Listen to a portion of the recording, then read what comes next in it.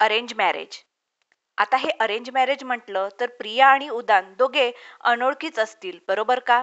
हो, दोघेही अनोळखीच होते. त्यांचं लग्न दोघांच्या कुटुंबांनी मिळून ठरवलं होतं. दोघेही मिडल क्लास कुटुंबातून होते. आता अरेंज मॅरेज आहे तर पाहण्याची प्रोसेसही होणारच ना. 15 ऑक्टोबरची ही गोष्ट आहे. उदान आणि त्याचे आई वडील प्रीतीला पाहायला आले होते. प्रीती छान अशी देखणी मुलगी. उदांतला फार आवडली.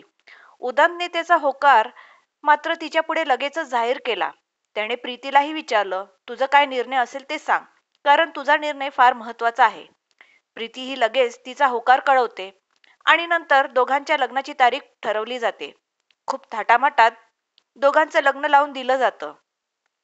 दोघांची वरात निघते. वरात उदानच्या घराजवळ येते. उदानचे घर फारसं मोठं नसतं. शहरातल्या 1 BHK एवढं त्याचं घर असतं. सगळ्या विधी पार पडल्या जातात. नंतर दोघेही आपल्या खोलीमध्ये येतात. दोघेही फ्रेश होऊन आपले कपडे बदलून येतात. दोघांची लग्नाची पहिली रात्र असते. उदांत हळूच प्रीतीला आवाज देतो आणि म्हणतो, आजपासून आपल्या नव्या आयुष्याची सुरुवात होत आहे. असं म्हणत तिला मिठीत घेण्याचा प्रयत्न करतो. पण प्रीती त्याच्यावर ओरडते आणि स्वतःला त्याच्यापासून दूर करते आणि म्हणते, तू मला अजिबात आवडत नाहीस आणि मी तुझ्यावर प्रेमही करत नाही. माझ्याकडून कसलीच अपेक्षा ठेवू नको. उदान तिचे बोलणे ऐकून आश्चर्यचकित झाला होता. पण यातूनही तो हिंमत करून प्रीतीला विचारतो, अगं प्रीती, जर तुझं असं होतं तर लग्नच का केलंस माझ्याशी? मी तर तुला अजिबात कसली जबरदस्ती केली नव्हती. मी विचारलं होतं ना तुला, मग तेव्हा का नाही सांगितलंस मला? यावर प्रीती म्हणते, ते काय मला विचारू नकोस. बस 2-3 महिने ऍडजस्ट कर आणि त्यानंतर आपण डिव्होर्स घेऊन वेगळे होऊ. उदांतला हे ऐकून धक्काच बसला. तो तिला समजावण्याचा खूप प्रयत्न करतो, पण ती त्याचं काहीच ऐकत नाही. ती तिच्या निर्णयावर ठाम होती. उदान तिला म्हणतो की ठीक आहे, तुला हेच योग्य वाटत असेल तर हेच करू, पण एक ऐकशील माझं? प्रीती म्हणते, काय बोल? उदान म्हणतो, एक छोटीशी मदत कर. जोपर्यंत आई बाबा इथे आहेत तोपर्यंत तू इथेच राहा. एकदा ते गावी गेले की मग सगळं तुझ्या म्हणण्यानुसारच होईल. तीही तयार होते यासाठी आणि नंतर दोघे झोपून जातात. रोजचा नियमित वेळापत्रक त्यांचा चालू असतो.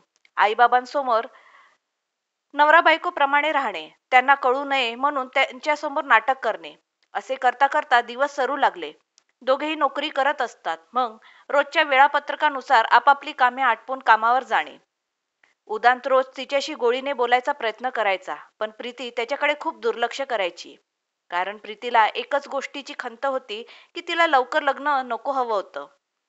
घरच्यांना दुखवायचंही नव्हतं म्हणून तिने लग्नाला होकार तर दिला, पण तरीही लग्न करून सुद्धा ती पुन्हा एकटीच राहणार याचा विचार करू लागते. कारण तिला स्वतःची लाईफ कोणाबरोबर शेअर करायची नव्हती.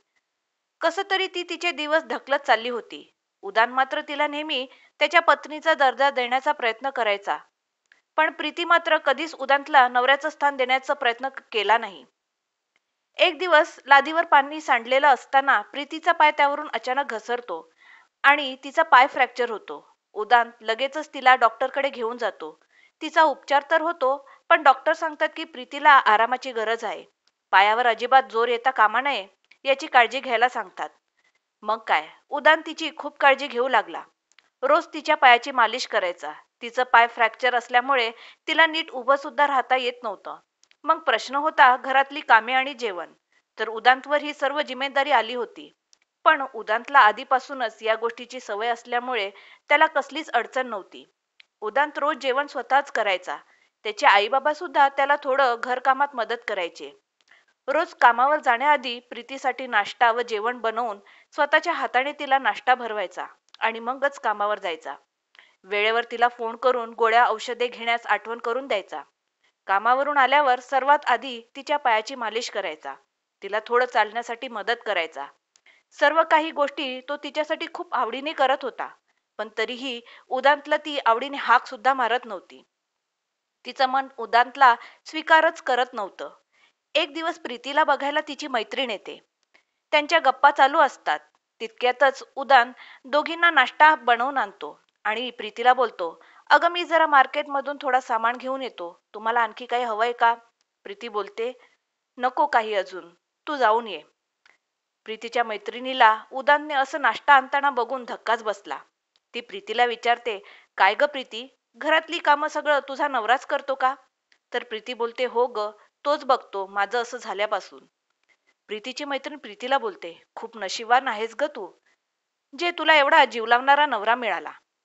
प्रीतीच्या चेहऱ्यावर मात्र प्रश्नचिन्ह. प्रीती बोलते, त्यात काय एवढं नशीबवान असल्यासारखं काय आहे? प्रीतीची मैत्रीण बोलते, अगं माझा नवरा मला विचारत सुद्धा नाही की कशी आहेस, जेवलीस की नाही. आणि माझ्या नवऱ्याने कधी मला चहा सुद्धा दिला ना, तर इकडची दुनिया तिकडं होऊन जाईल. मलाही वाटतं ग, माझ्या नवऱ्याने पण माझी काळजी घ्यावी, जास्त नको, पण दोन प्रेमाचे शब्द सुद्धा पुरेसे असतात.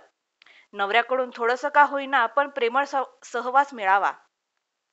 खूप आशा असते ग, पण याऐवजी मला नेहमी ओरडाच ऐकायला मिळतो. खूप मन तुटतं ग माझं. हे ऐकून प्रीती विचारात गुंतून गेली. तिच्या मनात उदानबद्दल प्रेम वाटू लागलं. उदानचं प्रेम तिच्या डोळ्यासमोर येऊ लागलं. तो तिच्यावर जीवापाड प्रेम करतो हे तिला कळू लागलं. आता हळूहळू प्रीतीचं उदांतवर प्रेम करू लागली होती. ती त्याच्यावर विश्वास करू लागते. पण उदानच्या मनात मात्र एकच भीती घर करून बसलेली असते. ते म्हणजे आई बाबा गावाला गेले की आपला डिवोर्स होणार. प्रीती मला सोडून जाणार आणि समाजातही मान खाली होणार. याच भीतीमध्ये अजून 1 महिना निघून जातो. अचानक तो दिवस येतो जेव्हा आई बाबा म्हणतात की आता आम्ही गावाला जाऊन थोडे दिवस राहून शेती वगैरे करून येतो. उदांतला मात्र त्यांना जाऊ द्यावंसं वाटत नव्हतं आणि त्यांना डिवोर्स बद्दलही सांगू शकत नव्हता. उदांत विचार करत असतो की आता प्रीतीला सगळं कसं विचारायचं, कसं बोलायचं तिच्याशी. विचार करता करता झोपी जातो. सकाळी उठतो तर पाहतो की प्रीती घाईघाईत कामं आवरत असते. ती जॉबवर जायला निघालेली असते. जाता जाता प्रीती म्हणते, उदान, डबा बनवून ठेवला आहे, जॉबवर जाते वेळी घेऊन जा. कपड्यांना इस्त्री करून ठेवली आहे आणि नाश्ता सुद्धा करून जा. आणि आज लवकर घरी ये. असं म्हणून ती निघून जाते. उदांत मनातच विचार करू लागतो की जिने कधी एक ग्लास पाणीही दिलं नाही, आज अचानक तिच्याकडून एवढं सगळं कसं शक्य आहे. उदानचं मन खूप अशांत झालेलं असतं. तोही सगळं आवरून ऑफिसला निघून जातो. त्याच्या मनात फक्त एवढंच चालू असतं की आज आपल्याला डिवोर्स बद्दल बोलायचं आहे. संध्याकाळची वेळ होते. प्रीतीने सांगितल्याप्रमाणे उदांत लवकर घरी येतो. प्रीतीने जेवण वगैरे बनवून सगळं आवरून ठेवलेलं असते. उदांत घरी येताच त्याला चहा देते. हे देखील उदांतसाठी नवीनच होतं. चहा घेता घेता उदांत हळूच प्रीतीला विचारतो, प्रीती तू ठीक आहेस ना? तू निर्णय घेतला आहेस ना? तू आता हे सगळं मला सोडून जाणार आहेस म्हणून तर करत आहेस ना? यावर प्रीती म्हणते, मी माझा निर्णय घेतला आहे आणि मी कुठेच चालली नाही. मी माझं संपूर्ण आयुष्य तुझ्यासोबतच जगणार आहे. आणि जाऊन त्याला मिठी मारते. ती उदांतला म्हणते, मी तुला सोडून कुठेही जाणार नाही. तुझ्यावर खूप प्रेम करू लागलीये आणि आता हे आपलं नातं कोणीच मोडू शकणार नाही. आयुष्यातली खूप मोठी चुकी झाली असती माझी जर मी तुला गमावलं असतं. अरेंज मॅरेज करून सुद्धा तुझ्यासारखा इतका जीव लावणारा नवरा मला मिळाला, हेच भाग्य माझं. उदांतला मात्र आता धक्काच बसलेला असतो. तो विचार करू लागतो, हे कसं शक्य झालं? म्हणतात ना, रोपट्याला रोज पाणी घातलं, त्याची नीट काळजी घेतली की पुढे जाऊन त्याचं छान वृक्षात रूपांतर होतो आणि तेच वृक्ष आपल्याला आसरा देतो. नात्यांचं देखील असंच असतं. कोणतेही नाते हे एका रोपट्याप्रमाणेच असते. त्याला वेळेची गरज असते, प्रेमाच्या पाण्याची गरज असते. म्हणून तर घाई गडबडीत कोणताच निर्णय घेऊ नये. योग्य वेळ आल्यावर सगळं काही व्यवस्थित होऊन जातं. फक्त स्वतःवर आणि वेळेवर विश्वास ठेवा. कथा पूर्ण ऐकल्याबद्दल खूप खूप धन्यवाद.